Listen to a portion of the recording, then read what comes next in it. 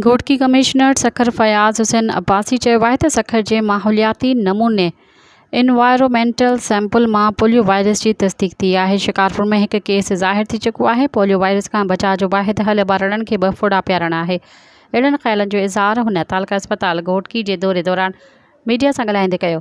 इन मौक़े ते deputy commissioner Ghotki doctor Syed Mohammad Ali, DHO doctor Rao Aftab, assistant commissioner Ghotki Ahmed Shakir Janjha, मुख्तियारकार घोटकी आगा इंसाफ अली पठान, MS तालके अस्पताल doctor Abdul Sattar Kolachi, doctor Laxman Das, doctor Mohammad Usama, Wazir Ahmed घोटो ऐं ॿिया पिणु मौजूद हुआ। कमिश्नर सखर ॻाल्हाईंदे चयो त बलूचिस्तान में पोलियो जा 12 खां वधीक केस ज़ाहिर थी चुका आहिनि, जितां तमामु घणा माण्हू सखर ईंदा रहनि था।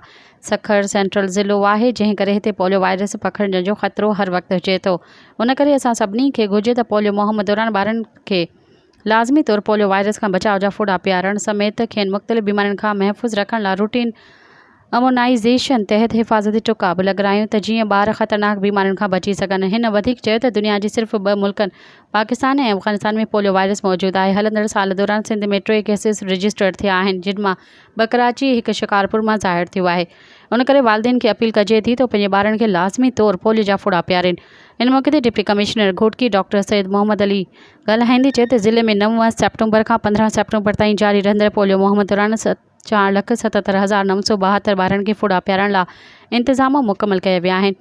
हिन सिलसिले में समूरनि असिस्टेंट कमिश्नरनि ऐं लाॻापियल मेडिकल ऑफिसरनि खे हिदायत कई आहे त हू मुहिम जी निगरानी कनि त जीअं को बि ॿार पोलियो फुड़ण खां महरूम न रहे।